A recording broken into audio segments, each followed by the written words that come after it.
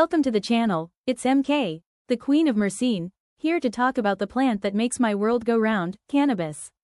The topic of this video is, not all sativas, misunderstood category of villainized strains. We'll be doing our best today to debunk some of the myths that perpetuated in the industry, and hopefully by the end of this you feel like you learned a little something. This video is about sativas, so let's further define what we mean when we say sativa. Throughout history, the classification categories of sativa and indica have had three different eras in which their meanings have been different. Era number 1. Botanist Carl Linnaeus coined the term sativa in 1753, and it was used to describe the hemp being cultivated in Europe at the time.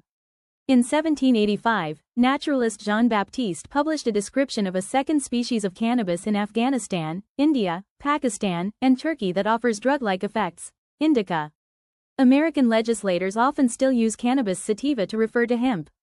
Era number 2. As more varieties of cannabis were discovered throughout the 19th and 20th centuries, the taxonomy evolved to sativa, representing the tall and skinny plant with thin fan leaves, as they began to find drug-resinous varieties that closely resemble the structure of hemp plants.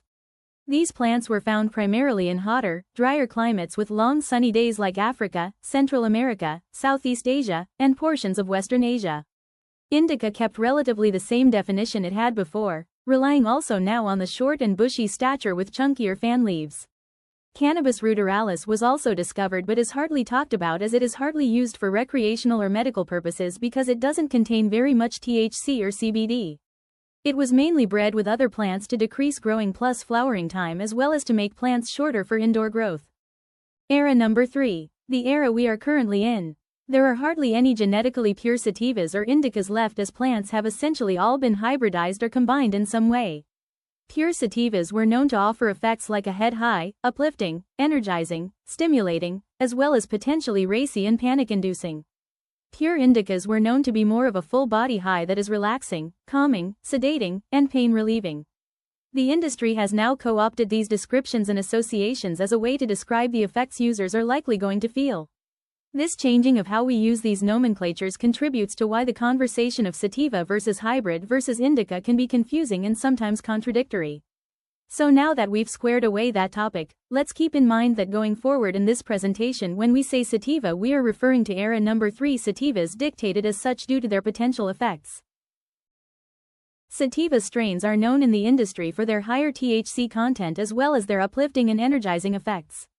They generally produce cerebral effects and are great for daytime use, providing a boost of energy, creativity, and focus. Sativas are also ideal for socializing and can help with depression and anxiety. Sativas, as we've established, are commonly referred to as the most stimulating cannabis strains. They're great for daytime use as they tend not to be very sedative. Unfortunately, the entire category of sativa has gotten a bad reputation as being anxiety and panic-inducing, so they often don't get recommended to people who have pre-existing issues with these disorders. Each person's body has a unique way of interacting with cannabinoids and terpenes, so what can be panic-inducing for one can be relaxing for another.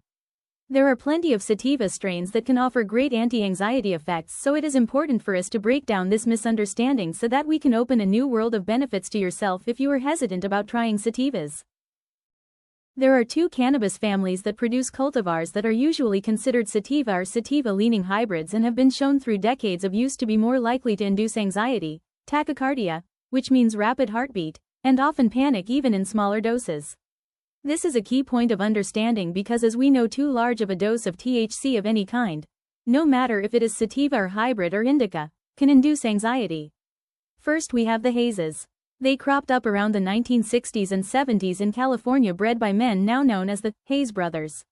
It is rumored that their genetics are comprised of sativa landrasa strains like Acapulco Gold, Colombian Gold, and Thai, all pure sativa strains. If this is true, it would make perfect sense as to where the racy effects in the Hayes family come from. Next we have the diesels. Diesel strains have been grouped together by genetics but also by physical expression, things like aroma and bud structure. The most well-known diesel is probably sour diesel, a strain I'm sure most of you have heard about. Diesels have long been championed for their uplifting effects and are often less anxiety-inducing than their Hayes cousins, but still more than other sativas. We've established at this point that not all sativas elicit the same reactions from users, so how can someone come to decide if a sativa strain is right for them to try? Using these 4 considerations encourages responsible exploration of strains deemed to be sativas. Number 1. Lineage. Hazes and diesels are often used as parent plants for new hybrid strains. Having a haze or a diesel in a plant's lineage doesn't mean that it will take after those traits, but it lets you know that it is possible. Number 2. Terpene content. Terpenes, as we all should know at this point, in synergy with cannabinoids through the ensemble effect, offer different physiological and psychological effects. Terpenes like limonene are known to be uplifting and help fight anxiety plus depression, but in high amounts can be racy, which can be a trigger for some types of anxiety and PTSD. Terpinolene and guaiacol are also suspected of being anxiety-inducing. The opposite of these terpenes would be myrcene and linalool, who are both known for being relaxing.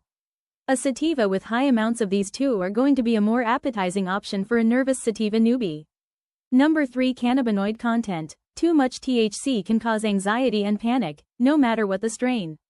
Strains with lower or more average THC with a decent amount of CBD and other analogous cannabinoids like CBN, cannabinol, CBC, cannabichromene, and CBG, cannabigerol, will offer a less uncomfortable experience. Number 4. State of mind. Last but not least is the importance of the user's awareness of their body and state of mind. Trying something new can be anxiety-inducing in and of itself, so it is important to make sure one is as ready as possible for the experience. Making sure a person is in the right mindset to medicate can very well make the difference between an experience being enjoyable and a nightmare. I hope you guys were able to learn something from this and gain some knowledge you can pass on to your fellow cannabis consumer.